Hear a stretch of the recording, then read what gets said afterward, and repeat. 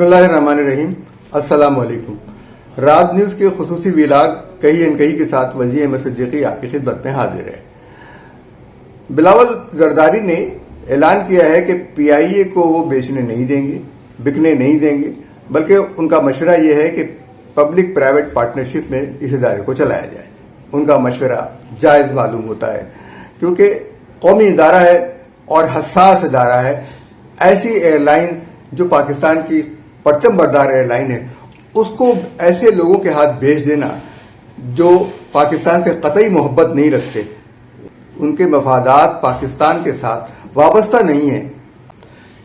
इस एयरलाइन की खरीदारी में जेरीज जो अमेरिका की कंपनी है और आरिफ हबीब जो कि एक सूदखोर इदारा है, वो उसको बहुत दिलचस्पी है। आरिफ हबीब साहब का मामला यह है कि वो न ताजिर हैं न सनतकार और न ही कोई ऐसा इदारा चलाने की वो उनके पास सलाहियत है जो जैसे कि पीआईए वगैरह एयरलाइन चलाने का कोई तजर्बा उनको नहीं है। कि वो सिर्फ एक सूदखोर कंपनी के मालिक हैं और एक जुआ कंपनी के मालिक है। स्टॉक एक्सचेंज जो है वो जुआ खेलने का मामला है। जरा आरिफ हबीब साहब के पस मंजर पर नजर डालते हैं, इसलिए कि थोड़े दिन पहले जब वजीर आजम शहबाज शरीफ कराची आए और कराची के ताजिरों और सनतकारों से उन्होंने मुलाकात की, तो ताजिरों और सनतकारों का एक ही मुतालिबा था और वो ये था कि आप हमें सस्ती बिजली दें, और इसी के ऊपर ज्यादा जोर था। इतने में आरिफ हबीब साहब उठे और उन्होंने वज़ीर आज़म को यह मशवरा दिया कि आप हिंदुस्तान से हाथ मिलाएं, इमरान खान से हाथ मिलाएं, और वो जो असल मसला था बिजली का, जो ताजिरों ने कहा था कि आवाम के लिए भी सस्ती करें और सेहत के लिए भी सस्ती करें, दुकानों के लिए भी सस्ती करें, ताकि हम ज्यादा से ज्यादा तिजारत कर सकें और हम लोगों को ज्यादा से ज्यादा रोजगार मुहैया कर सकें, वो काम जो है खत्म हो गया। वो बात पलट गई और मीडिया में यही बात कि आरिफ हबीब ने ये कहा, ये फैल गई। ये साजिशी आदमी है जो हिंदुस्तान के एजेंट है। पाकिस्तान कैसे हिंदुस्तान से हाथ मिला ले? हिंदुस्तान में जो इलेक्शन हो रहे हैं वो पाकिस्तान दुश्मनी पर हो रहे हैं। इस शख्स को आप पीआईए हवाले कर देंगे। फिर उन्होंने कहा पाकिस्तान स्टील मिल को भी, पाकिस्तान स्टील मिल के लिए भी बिलावल जरदारी का कहना यह है कि अगर उसको बेचा गया तो सिंध हुकूमत जमीन नहीं देगी। जमीन जो है सिंध हुकूमत की मिल्कियत है। स्टील मिल की जमीन ही खरबों डॉलर की है। समुद्र के किनारे एक खास सेटअप है जिसके ऊपर पाकिस्तानी कौम का सरमाया, खून पसीने की कमाई खर्च हुई है, और ये कमाई कोई और ले जाए। मित्तल पहले ही पीछे पड़ा हुआ था, हिंदुस्तान पहले ही पीछे पड़ा हुआ है कि पाकिस्तान के पास वसाइल ही न रहे, इंडस्ट्रीज ही न रहे। एक साजिश के तहत पाकिस्तान में तवानाई के तमाम जराये को महंगा किया गया और उसके लिए सोचा गया कि ये महंगे हो जाए तो लोग यहाँ की प्रोडक्शन खत्म हो जाएगी। और यही हुआ कि टेक्सटाइल की जो सनत थी वो यहां से उखड़ के बांग्लादेश चली गई। बांग्लादेश के अंदर टेक्सटाइल की सनत ने बांग्लादेश की इकोनॉमी को तरक्की दी। अब आप बतलाइए, वहां टेक्सटाइल की सनत में सरमायाकारी करने वाले पाकिस्तानी सरमायाकार हैं। आप बाहर से सरमायाकार ढूंढते फिर रहे हैं। इसलिए जरूरी यह है कि पब्लिक प्राइवेट पार्टनरशिप की जाए, पाकिस्तानी अवाम पर एतमाद किया जाए, रोजगार के ऊपर पाबंदियां लगी हुई हैं वो खत्म की जाए, और ब्यूरोक्रेसी की तनख्वाहें आधी कर दी जाएं। ये जो आप बजट में उनकी तनख्वाहें बढ़ाने के बारे में कहते हैं ना, ये गलत है। आप क्या सिर्फ मुल्क में सरकारी मुलाजिम हैं? क्या वजीर आजम साहब को सिर्फ सरकारी मुलाजिमों ने वोट दिए? ये वजीर आजम साहब क्या सिर्फ सरकारी मुलाजिमों के वजीर आजम है? क्या वो सिर्फ यूटिलिटी स्टोर पर ही सस्ती चीजें बेचेंगे? और कोई रास्ता नहीं है। इन वजीर आजम साहब को चाहिए कि मुल्क भर में महंगाई को खत्म करने का तरीका यह है कि आप इन लोगों को जो बरात दी हुई है ना वो छीन लें। बहुत तकलीफ दे अमल होगा क्योंकि हर जगह तो आपके रिश्तेदार बैठे हुए हैं, लेकिन ये करना पड़ेगा। और मुल्क में अगर अमन व अमान कायम करना है تو نیم فوجی دستوں کو شہروں سے نکال کر سرحدوں پر لگانا ہوگا. یہ نیم فوجی دستے شہروں کے لیے نہیں ہوتے. اور پولیس کو مضبوط کرنا ہوگا، اس کی تربیت اچھی کرنی ہوگی. ایف بی آر کا کہنا ہے کہ نان فائلرز کی موبائل فون کی سمیں بند کر دیں گے. موبائل فون کمپنیوں نے یہ کام کرنے سے انکار کر دیا ہے، اس لیے کہ ان کے تجارت کا انحصار ہی ان ٹیلی فونز پر ہے. وہ کیسے اپنے پاؤں پہ کلہاڑی ماریں؟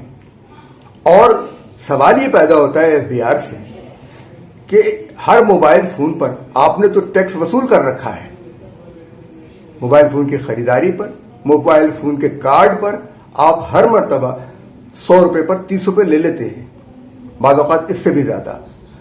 تو وہ رقم جاتی کہاں ہے؟ وہ کہاں قومی خزانے میں جاتی ہے یا ایف بی آر کے لوگوں کی جیب میں جاتی ہے؟ اس کا حساب تو دیں. 12 کروڑ موبائل فون یوزر ہیں اور اوسط لگا لیں اگر روزانہ ہر فون میں 100 روپے کا کارڈ پڑتا ہے تو 28 روپے ذرا 12 کروڑ کیا رقم بنتی ہے؟ وہ کہاں جاتی ہے؟ اس کو آدھا کر لیجئے تو بھی بہت بڑی رقم بنتی ہے. تو اس لیے ایف بی آر میں نااہل بیٹھے ہیں، جاہل بیٹھے ہیں اور آگے اس کے اثرات کو نہیں سوچتے. نان فائلر کی اصطلاح ہی غلط ہے.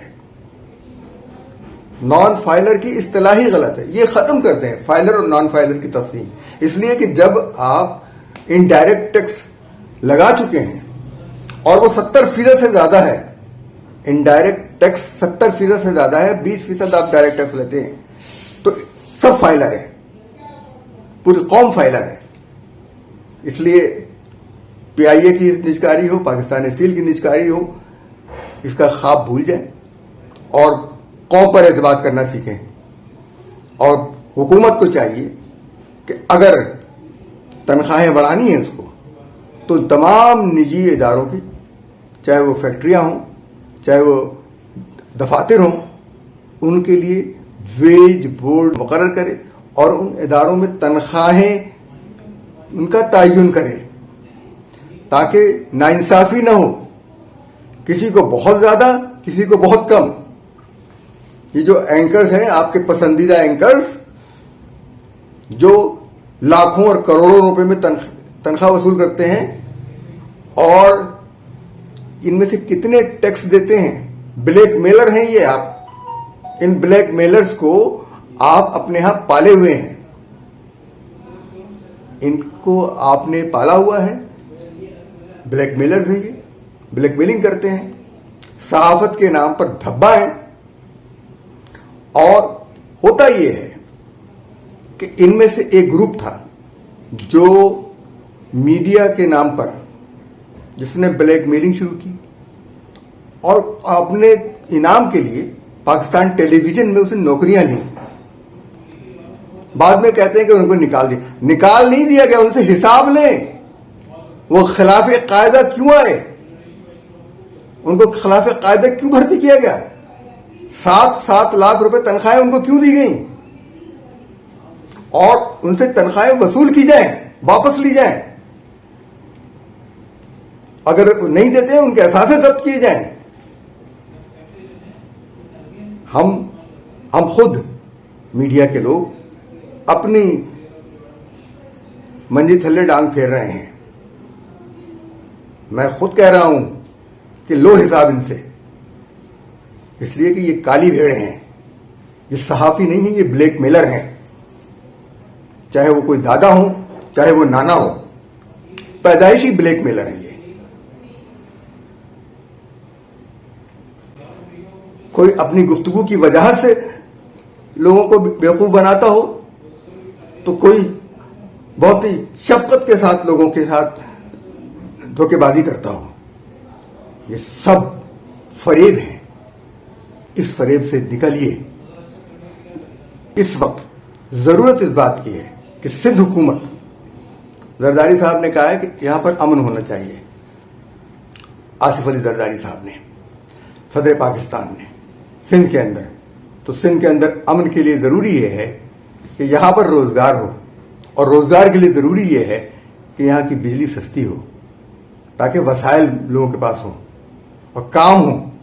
پھر کاٹیج انڈسٹریز چلیں گی، کاٹیج انڈسٹریز چلیں گی، لوگ اپنے گھروں میں کام کریں گے اور ملکی معیشت کا حصہ بنیں گے. ملک کو ترقی دینے کے لیے یہی ضروری ہے کہ امن پھر تب قائم ہوگا جب پولیس بھی کنٹرول میں ہوگی، لوگ پولیس کو اپنا ساتھی سمجھیں گے. لوگ جب کام کر رہے ہوں گے تو کوئی اسٹریٹ کرائم نہیں ہوگا، جائز راستے ہوں روزگار کے. پیپلز پارٹی اس کو موقع ملا ہے.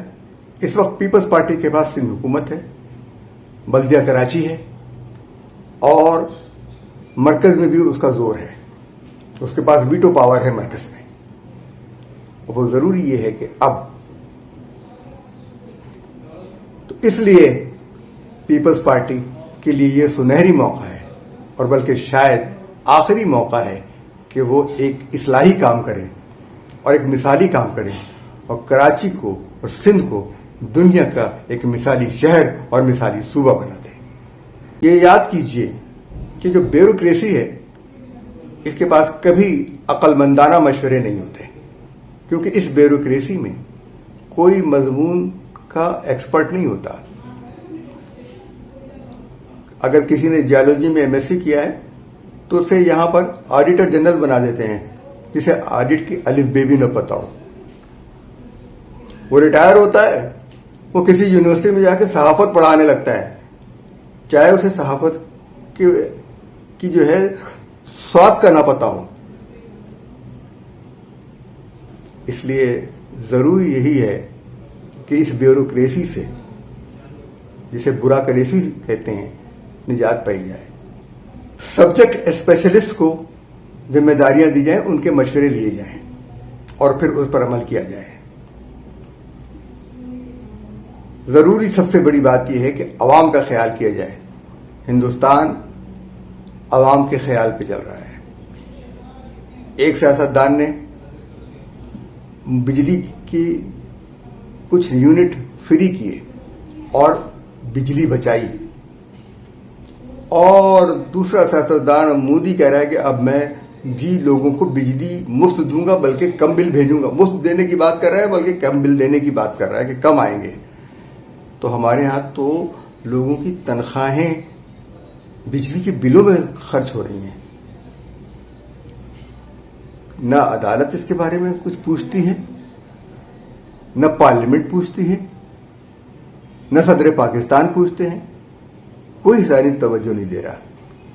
اگر کوئی سوال ہوتا ہے تو پھر ایک آدمی اٹھ کے کھڑا ہوتا ہے اور کہتا ہے کہ آپ بھارت سے دوستی کر لیں، عمران خان سے دوستی کر لیں. ان دونوں سے کوئی دوستی نہیں ہو سکتی. ایک نے پاکستان کی دشمنی میں، ایک جو ہے پاکستان کی دشمنی میں اپنی تمام حدیں پار کر گیا ہے، اور دوسرا فوج دشمنی میں تمام حدیں وہ گزار گیا ہے. اس لیے کہ اس کا خیال یہ ہے کہ وہ عقل کل ہے. ہمارے چینل کو آپ لائک کیجئے، سبسکرائب کیجئے.